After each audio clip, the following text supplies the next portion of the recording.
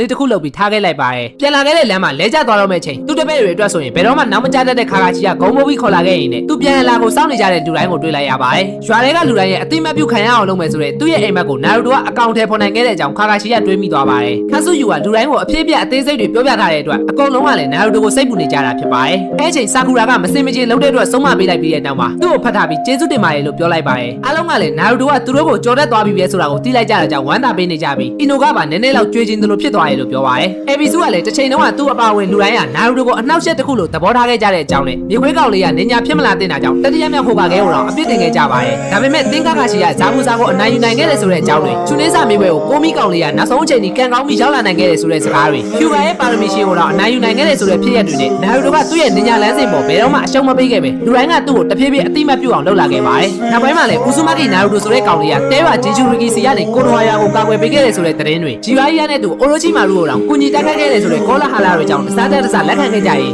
ဆတ်စကဲကိုပြန်မခေါ်နိုင်ခဲ့ပဲအာကာဆုကီကဂျီဂျူရီကီကိုလိုက်နေတဲ့အချိန်မှာတော့နာရူတိုတို့ကနိုင်ငယ်စိတ်ပူပေးခဲ့ကြပါတယ်အဲဒီနောက်နာရူတိုကတဲဝါခါဆယ်ကာခဲကိုအာကာဆုကီလက်ထဲကနေကယ်ပေးခဲ့တယ်ဆိုတဲ့သတင်းတွေကိုလည်းကြားခဲ့ရပြီးအာကာဆုကီကဂျီဝါရီယာကိုတတ်လိုက်တဲ့အချိန်မှာတော့သူ့ဆရာရဲ့စိတ်သက်ကိုအမွေရခဲ့တဲ့နာရူတိုကရှေ့ဆက်လျှောက်လာခဲ့ရင်အခုချိန်မှာတော့သူ့ရဲ့စူးစမ်းမှုကြောင့်လည်းလူတိုင်းရဲ့နှလုံးသားတွေကိုပြောင်းလဲပေးနိုင်ခဲ့ပြီဖြစ်ပါတယ်အီရူဂါဆန်ဆေကလည်းတတိယမြောက်ဟိုကာခဲဆုံးမခဲ့တဲ့အတိုင်းလူတွေရဲ့အာယုံစိုက်ခံရဖို့စိုးသန်းနေတဲ့နာရူတိုပေါ်မှာနားလည်ပေးခဲ့ပြီးအခုလိုကိုနိုဝါရွာနဲ့လူတိုင်းရဲ့ကယ်တင်ရှင်ဖြစ်လာခဲ့တဲ့အချိန်မှာတော့တတိယမြောက်ဟိုကာခဲနဲ့စတုဒ္ဓမြောက်ဟိုကာခဲကိုသူတို့ရဲ့ရှေ့မှာသူရဲကောင်းတစ်ယောက်ပေါ်လာခဲ့ပြီလို့ပြောရင်းနဲ့မျက်ရည်တွေ